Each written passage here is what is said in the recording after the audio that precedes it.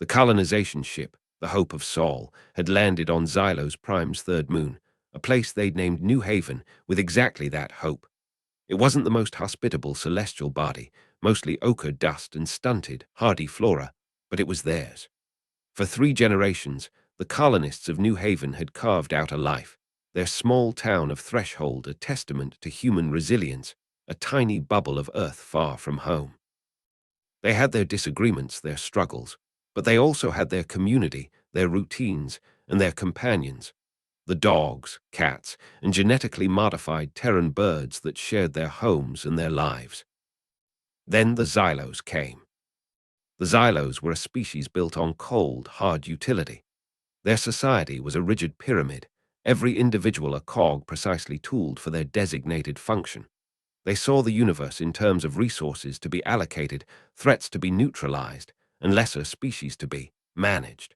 When their massive obsidian ships blotted out the sky above Threshold, there was no negotiation, no declaration of war. There was only a broadcast, delivered in a flat, synthesized monotone that chilled the blood. This territory is now under the dominion of the Xylos hegemony. Comply. Resistance is inefficient. The initial pacification, as the Xylos termed it, was swift and brutal, but calculated. They assessed human weaponry as primitive, human defenses as token.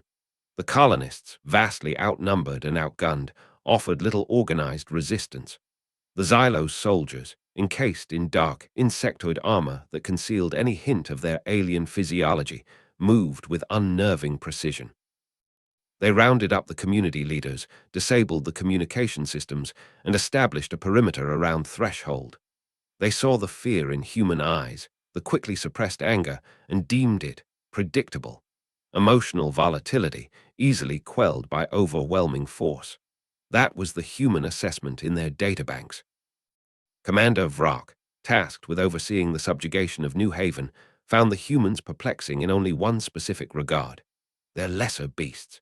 His patrols reported colonists expending valuable food and water on these creatures, displaying affection, even distress if separated from them. Vrock, whose species viewed any non-sentient life purely in terms of nutritional value or labor potential, classified this behavior under Human Irrationality Subclause 7.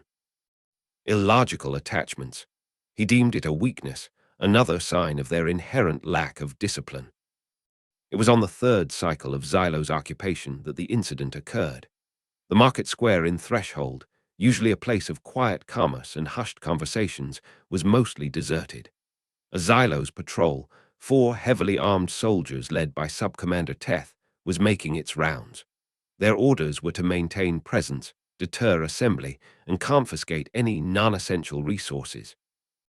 Old Man Hemlock, a colonist known for his stubborn nature and his even more stubborn terrier mix Patches, was attempting to barter some hoarded medical supplies with a nervous-looking woman. Patches, a scruffy brown dog with an oversized bark and an unwavering loyalty to Hemlock, sat patiently by his master's feet. As the Xylos patrol approached, Patches, instinctively sensing Hemlock's apprehension, did what dogs do. He stood up, a low growl rumbling in his chest, and barked a sharp, defiant sound in the tense silence. Sub-Commander Teth paused. The sound was an irritant. This small, furry creature was displaying aggression towards a Xylos patrol. Such defiance, even from a lesser beast, was an untidiness in the otherwise orderly subjugation. Teth decided a demonstration of Xylos' authority was warranted, a small but clear message to the watching, frightened humans. It would serve to further break their already fragile morale. "Silence that creature," Teth ordered one of his soldiers, his voice amplified by his helmet, metallic and devoid of emotion. Hemlock, his face pale, quickly tried to hush Patches, pulling him closer. "Easy now, boy. They ain't worth the trouble." But Patches, loyal to a fault, barked again, straining against Hemlock's grip. Teth made a sharp gesture. The soldier raised its pulse rifle. The weapon was designed to incapacitate human-sized targets. Against a small dog, the effect would be conclusive.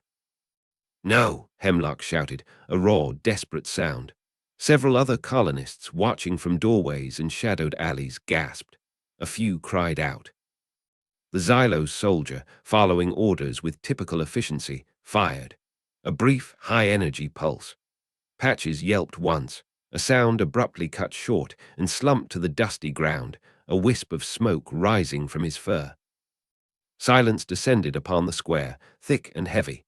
The Xylos expected fear, perhaps tears, the usual human emotional overflow. Teth prepared to deliver a short, sharp lecture on compliance. He never got the chance. Old man Hemlock stared at Patches.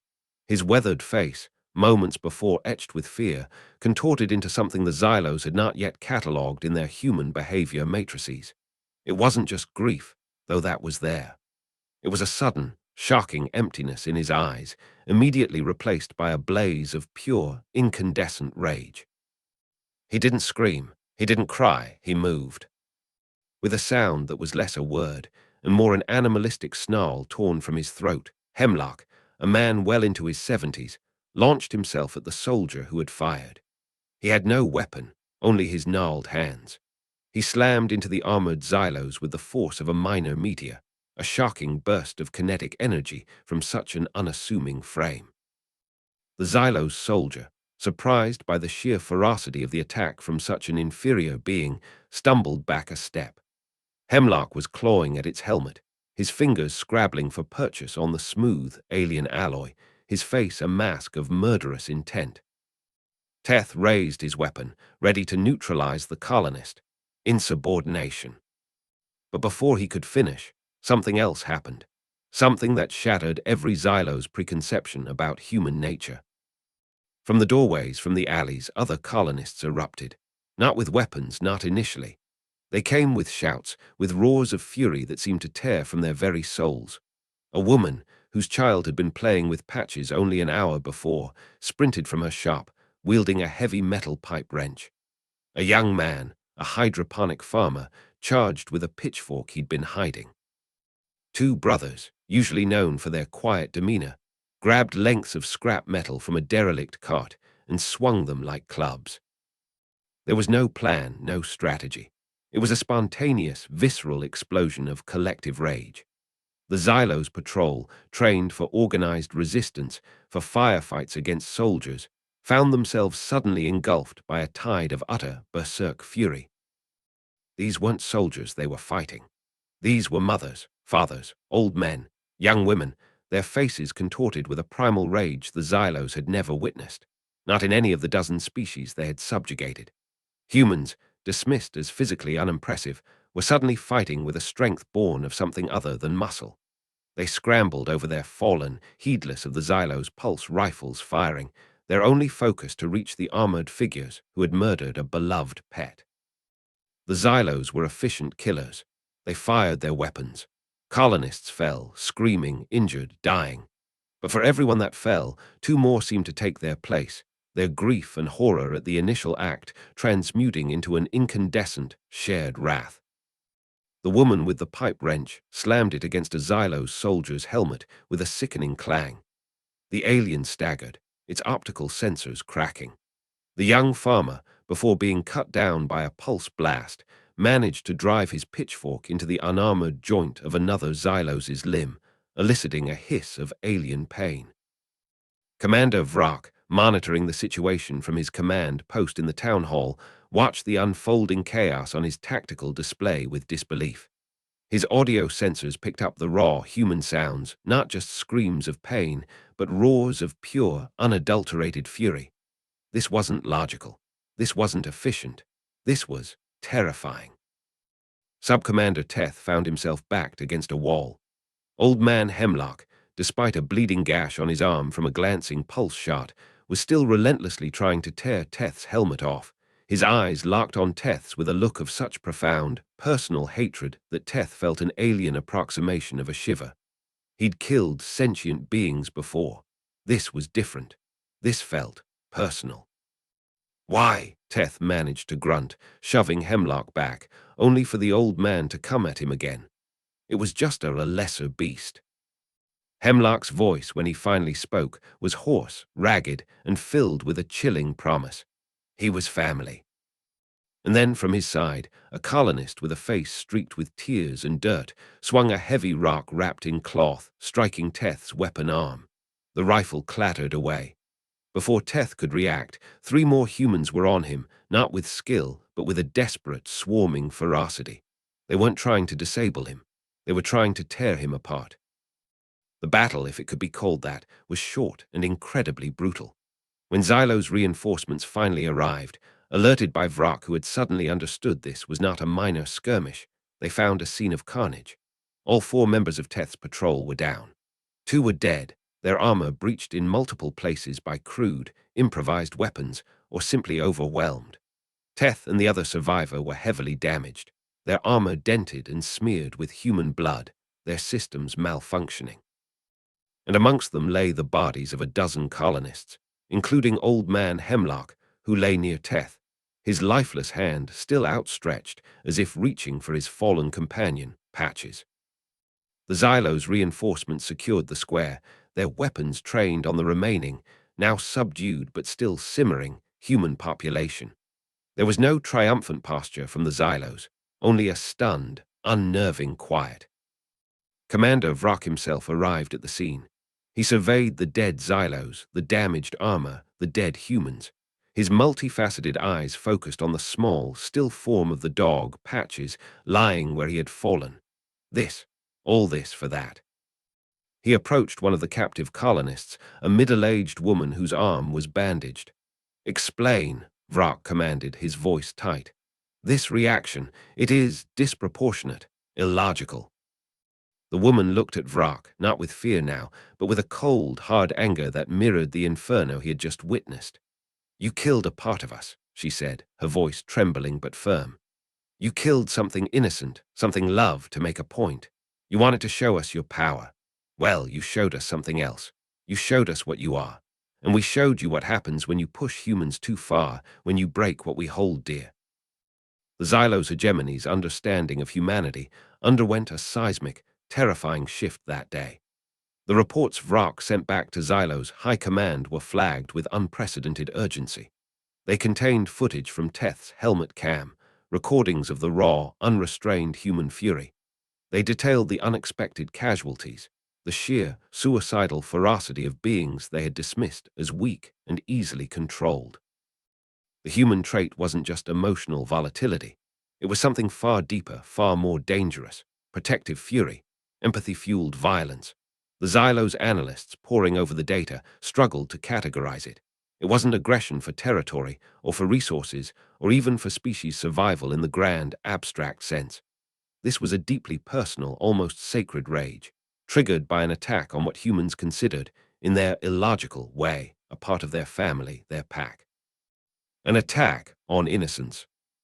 The implications were chilling for a species like the Xylos, whose entire method of conquest relied on calculated intimidation and the perception of overwhelming, dispassionate power.